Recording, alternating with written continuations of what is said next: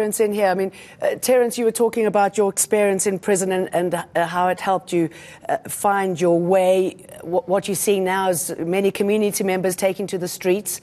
Do you think that'll make a difference? Do you think it'll impact on the young who possibly don't want to become gang members? Might it help lead them to a different path?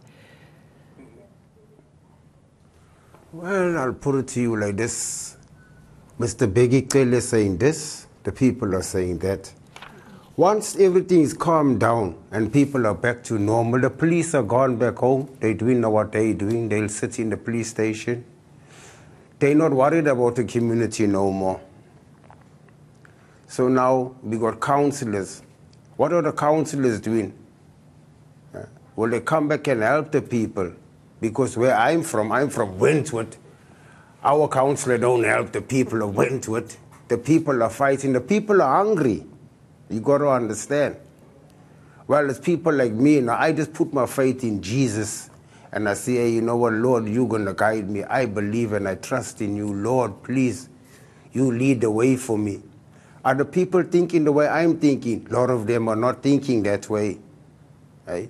We got people that's only worried about eating, feeding their families, where they can get this and get that off, just living off the land, not concerned a bit about the brother or the sister next to them.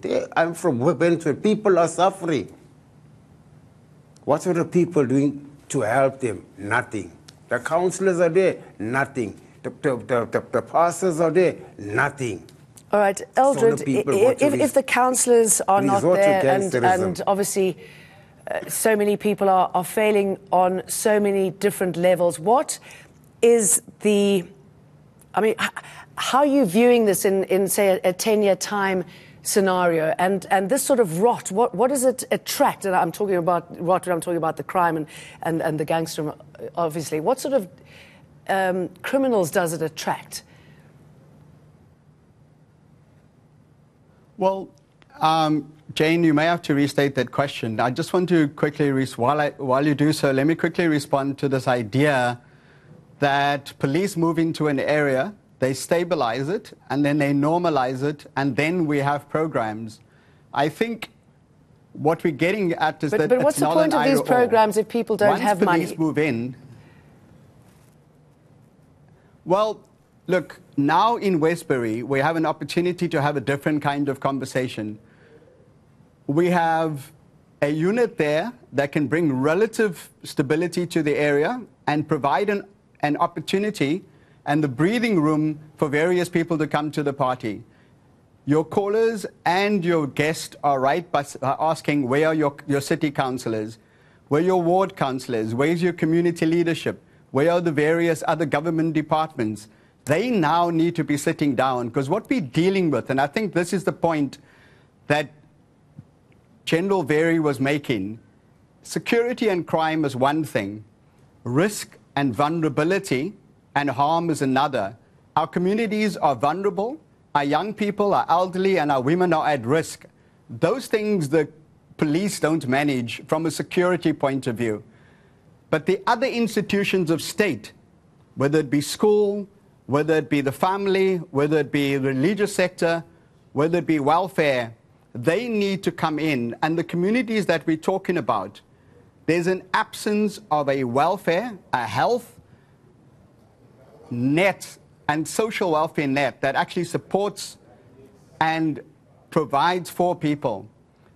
And we need to have an honest conversation in South Africa about the disparities in which our communities live and where government, and especially local government, is actually focusing in reducing harm and vulnerability. Okay, Eldred, I'm going to jump in here because, sorry, we are running out of time. Exploited by gangs. Okay, just want last question to you, Tilly. I should imagine that a success story is necessary here, isn't it? Oh, we absolutely need one. And how do we get that? We have to work together. I said to the gentleman who's going to be burying his wife tomorrow, I'm sorry that it is you. I'm sorry that we turn around and we say that you had to lose for the community to wake up and realize that I too can succumb to something like this, that I too am not safe. So it is, her blood is not going to drop in that soil. The soil is not going to sink it up.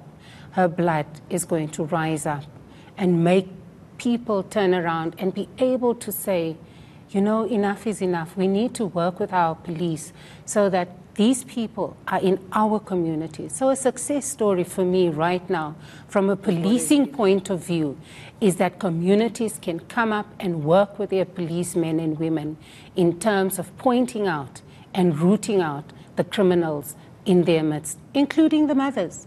Let's leave it there. Tilly Michaels, Eldred de Klerk, and Terence Finn. Thank you, all of you. Thank you very much for having me.